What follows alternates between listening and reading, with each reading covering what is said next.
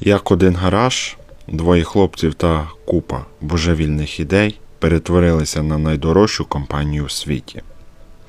Більшість думає, що Apple – це про везіння чи красивий дизайн, але це міф. Стів Джобс робив те, чого не робив жоден інженер у Силіконовій долині.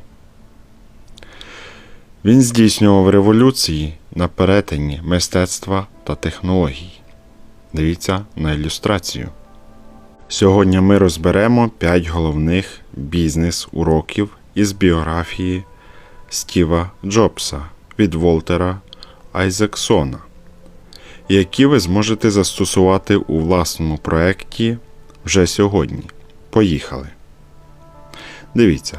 Фокус, простота, маркетинг, продукт. 5 шагів. 5 бізнес-уроків Стіва Джобса. Поїхали. Урок перший від Стіва Джобса. Фокус – це не просто концентрація. Це мистецтво сказати «ні». Все просто. Дивіться далі. 1997 рік. Коли в Стіва Джобса було хаос ідей. Дивіться, що говориться в книгі Стіва Джобса. Коли Стів Джобс повернувся в Apple в 1997 році, компанія була на межі банкрутства. Тобто в неї були такі, можна сказати, самі тяжолі времена, могла розпастися. Чому? Бо вони розробили десятки посередніх продуктів, принтери, сканери, модифікації і куча всього, тобто суцільний хаос без стратегії. Подивіться, скільки всього було. Дивіться внимательно, бачите? Скільки всяких устройств було. І що? І компанія за цього хаосу ідей могла би розпастися. Ну що вони зробили далі? Дивимось. Джобс прийшов, взяв маркер, накреслив матрицю 2 на 2 і сказав: ми залишаємо лише 4 продукти – портативний та настільний ПК для професіоналів та звичайних користувачів. Він закрив 70% лінійок. Дивіться. Настільний, портативний, професіонал, тобто про-версії. Ну, саме основне, що він зробив. Тобто скоротити 70%. І до чого це привело далі. Як сказав, дивіться, залишити лише 4 великі ідеї. Всього 4. Фокус означає вміння говорити «ні» сотні гарних ідей, щоб захистити 10 чудових, тобто самих лучших.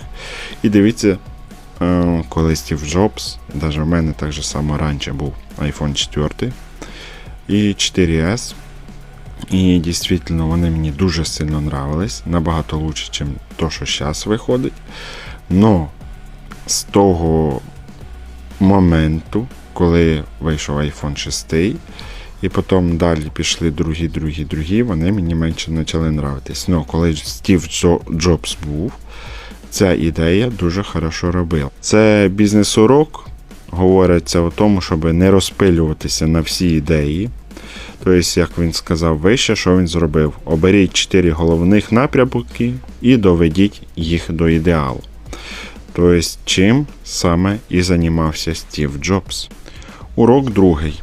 Простота – це найвищий рівень складності. Відсікання зайвого.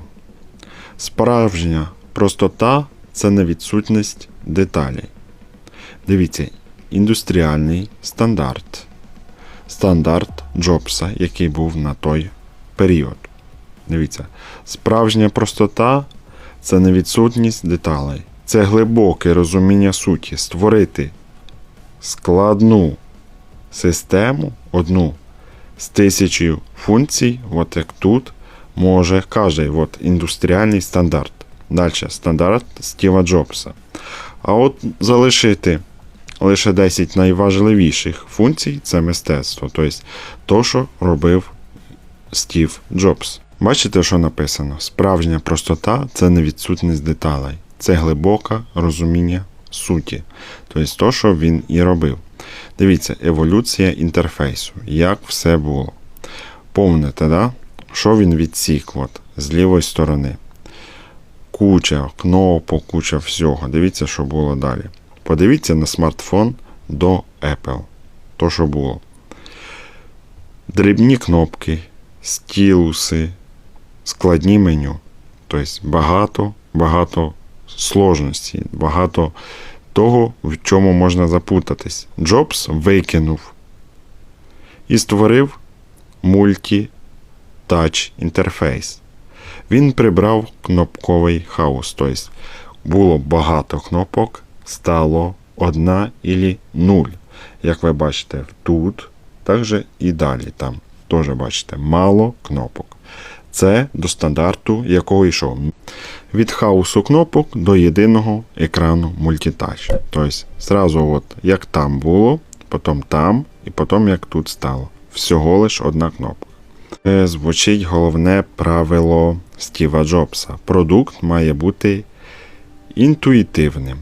Якщо користувачу потрібна інструкція, ви зробили щось не так. Дивіться.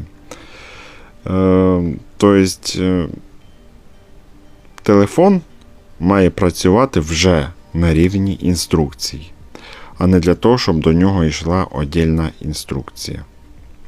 Тобто, то, що і задумувало Стівом Джобсом ізначально. Давайте подивимось на полицю 3. Маркетинг. Це як було в компанії Apple і як це все починалось. Все починалося з 3 принципів. Ці принципи були построєні чоловіком Майклом Маркули. Тобто 1977 год. Ці принципи були сформовані. Давайте подивимось, які це принципи. І так, переходимо сюди. Один із принципів, перший, це емпатія. Тобто це відчуття клієнта краще за будь-кого. Тобто, якщо тебе чує чоловік, ти будеш більше його чути, то, що він тобі говорить, чим той чоловік, який тебе абсолютно не чує або відкидає. Да? Тобто він тебе глибоко розуміє. Друге, це зосередження, відкидання всього другорядного шуму. Що це значить? Прибирати увесь другорядний шум у рекламі. Тобто, щоб нічого зайвого не було і щоб вам нічого не мішало прийняти цю рекламу правильно. Щоб у вас не було такого отторження, або як правильно сказати, щоб вас не відкидало від цієї реклами. Далі, третій етап – це імпут, внушення. Формування першого враження. Люди судять книгу за обкладинкою. Як це произошло з Apple, ми це бачимо до сих пор. Не дивляться, що внутрі, в більшості случаїв, но от як картинка показана, обкладинка, картинка телефона, всі дивляться в першу чергу туди. А потім тільки внутрь дивляться, що далі там відбувається. Буває в людей, от дивіться, як реклама зараз працює. Більше дивляться на те, який в тебе телефон. Зараз часто так відбувається в мірі. Дивляться, якщо в тебе Apple, або якщо ще якийсь в тебе крутий телефон, прям добре крутий, то ти автоматично стаєш крутим. Вони не задумуються, що там внутрі може щось бути по-другому, хуже, лучше. Це все ж такий принцип роботи. Так що не можу не согласитися з цим. Сила внушення. Імпут. Дивіться, ідеальне пакування. Це те, що зараз робить Apple. Мінімалістично, да. Тобто мінімалізм, він зберігається. Далі. Дизайн коробки задає тон продукту. Тобто, яка коробка, такий тон продукту. Ще тактильний досвід ще до вімкнення. Тобто, коли ти береш телефон, я вам зараз покажу. Коли ви берете телефон, ви маєте його ощущати дуже хорошо. Він должен вам сразу подобатися, сразу понравитися.